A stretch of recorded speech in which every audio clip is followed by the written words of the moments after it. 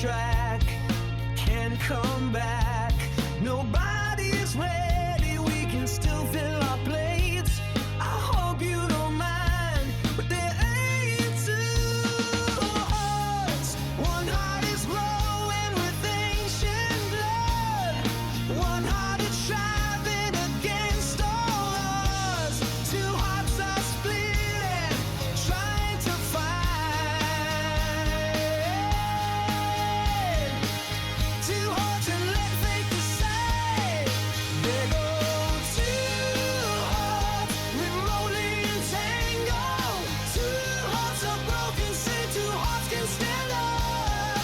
Two hearts are beating and two hearts are blind. Two hearts throwing against the tide.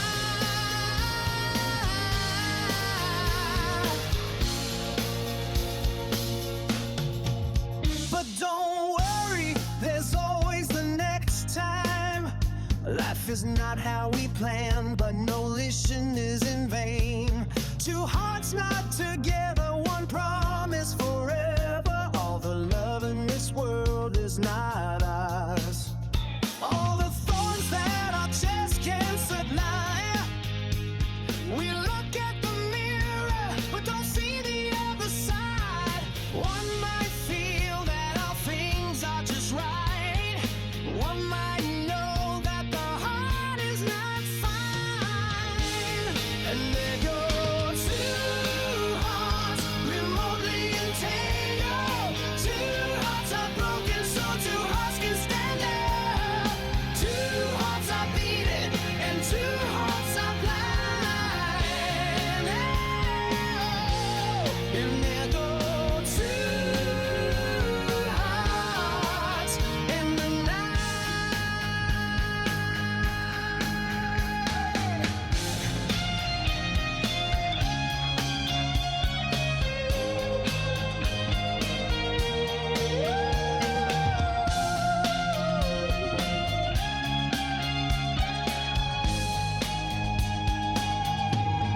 One heart is glowing with ancient blood. One heart is striving against all odds. Two hearts are split and trying to find. Two hearts and let fate decide. There go two hearts, remotely entangled. Two hearts are broken, so two hearts can stand up. Two hearts are beating and two hearts are blind. Two hearts running against the tide. Two hearts are remotely entangled. Two hearts are broken, so two hearts can stand up. Two hearts are beating and two hearts are blind. Two hearts running against the tide.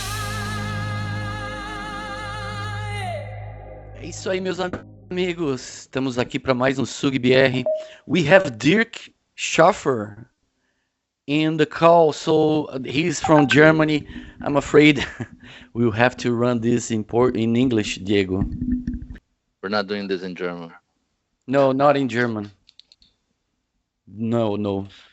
Okay, so we're here to go through this month's Sidecar User Group Brazil, and thanks for all the new members that we have today here with us. Today we have this interesting presentation where we're gonna speak, myself and Diego. The two of us were there in the Sidecar Symposium in Orlando, and we're gonna speak about that, our experience, everything we learned. There are a lot of things to learn here. And let's start, as traditionally we do, with what's going on with the Sidecar community during this month. What's up? This one is very important, I think, for everyone interested on the MVP. The MVP applications, the deadline is this week. So if you didn't submit yet to the end of this November, we should do immediately. As you can see in social media, people are all freaking out about that. Go to this website, mvp.sitecore.com/application, and you can submit yours. Here you have a screenshot of the system, and this is my few of my contributions this year to illustrate. So if you are doing some contributions this year, I totally recommend that you submit yours. Have you submitted yours already, Diego? No, but it's gonna happen straight after this presentation, Rodrigo. But I do plan to submit, yes. Yeah, as soon as I give you the link to this presentation, right? My man. Thank So you. you can use, of course, no, that's our user group, my friend. Next. Right, so I'm not sure if you're looking to the calendar next year, but we already have some Sitecore events happening. Early in 2026, in April, we will have Sitecore as a group Europe, this time back to London. The speakers, the call for speakers is already open, and you can see in this link, if you visit this link, you will be able to submit your presentation. I'm going to submit a few papers, of course, and then look out for the money to go there. But if I got the paper selected, hopefully back to London. How about you, Moreto? Have you thought about anything to submit? Well, I'm thinking about it, but I mean, going to London and maybe tour London the same year will be a bit expensive. So we'll see. We'll see if we get some sponsorship to go there. But I'm definitely looking out to submit something at least. We'll see. Yeah, well, that's always a chance to connect with people in our community and have the chance to also be on stage and speaking is also always very, very exciting. Right. Time never stops and our time is running, so that's why I'm going to tell about this initiative from Ups, my bad. This initiative from Corey Smith, our friend in common, Corey Smith from the Sitecore community. He has put together this interesting calendar in December. So every single day in December, they will have one new article uh, posted to his place. So is www.sgadvent.com. I had the honor to be invited, and I have one article that I put together. I can anticipate the name is No Code Boils Memory, where I speak about Sitecore Connect and a lot of memories back in the days in the college when we made a science fair, and I even have some old pictures. Thanks for the guys from Catarinense that made the picture available digitally. Thanks. So yeah, sign up, subscribe. He have an RSS link, and you can just sign up to it. Dirk, I hope you're liking, man. You can type in the chat, okay? Right. Okay. Here normally we speak a little bit about our lives, our speakers, and this time I am one of the speakers, so I'm not interviewing myself, Diego. So I hope you'll help me here. And let's speak about your life. Um, Let's do that. can we go a little bit about the early career days in your university and things like that? Yeah, absolutely. So I guess first of all, nice meeting everyone here. Boa tarde a todos. My name is Diego Moreto. I live in Florianopolis, Brazil, same city as Rodrigo. Rodrigo and I go way back. What was it? Maybe 2007 when we first met. So Yeah. yeah. So I graduated in computer science. I am originally from Laje, Santa Catarina, which is like a 200-mile city from where we currently live.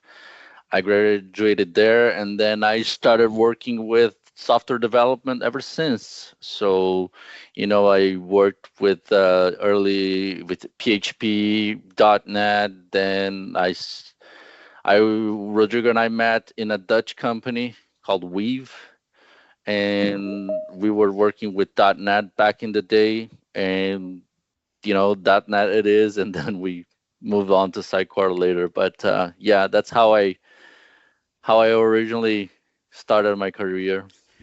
And I remember Sitecore was not our first international project. We worked No. together in another company. Yeah, speak about the Netherlands, the Dutch guys from Netherlands.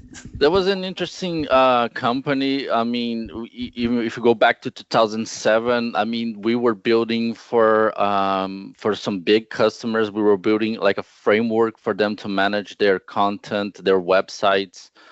We had even like the ING Bank as one of our main customers back in the day. We were doing a lot of for other customers as well in healthcare. Of course, the 2008 subprime crisis changed things a lot in the industry for everyone in the world. But this is where, yeah, that was like our first international, experience working with other markets, other cultures was really interesting. Very good learning experience back in the day. Yeah. Yes, and then we started almost together with Sitecore in back in Yes. 2010. Yep. And we are here 15 years after. It's a very easy question. What did change? Oh, a lot changed, right, Rodrigo? Well, I mean, when I started working with Sitecore, it was Sitecore 6.5. We were building websites with .NET and web forms. Um, it was actually interesting. There was no documentation. Well, the only kind of documentation that we used to have was John West's blog posts, which, if you're old enough in Sitecore, you know what I'm talking about. If not, Google John West. He's like a legend in Sitecore. He would used to be like, I think, the CTO back in the day, right, Rodrigo? And he would Yeah. write this a lot of blog posts, which was where the whole community would, you know, read and try to understand what Sitecore was, how to extend, and all of that. No AI, very little thing. Oh, there was SDN, which was the official documentation, which is nothing compared to what we have And right now. decompilation. Oh, Decompilation. if you knew Sitecore, you had to decompile Sitecore assemblies and figure stuff out. That's how you would do things. So Na unha. now, yeah. So today, I mean, I look at things, and I don't want to sound like that old guy that used to think, oh, these were the good, No, we're old young. good We're days. No, young. it's not. Everybody It's in this not call that. are young, just young people. They're just young. Okay. So, but what I do want to say thing is today is actually easier to learn to use the platform. We have a lot of stuff available to get going. A lot of blog postings. Super useful to be connected with the community because you know the experts. You get to chat one-on-one with experts. You have AI that can help you understand how to use the tool. So but yeah, back in 2010, 2011, when we were starting, it was super challenging. And I was happy that I actually went through that because I learned a lot on how Mhm. Secor, like if you look at something like experience editors, workflow, pipelines, processes, or all of that, we had to understand how that worked. And we had to decompile so I can actually extend and change things a lot. So Yeah. it was an interesting time. Speaking about our audience, I really own big thank you for the guys from Colégio Catarinense, the young people that I mentioned there is in this call. We are in a Thanksgiving day. We have 0 people coming from the US today. Normally Yes. we have 10 people or more from the US, but we have 24 people in a call, which is normally the same average we normally have. So thank you very much for everyone coming, especially the guys from Colégio Catarinense, the young people.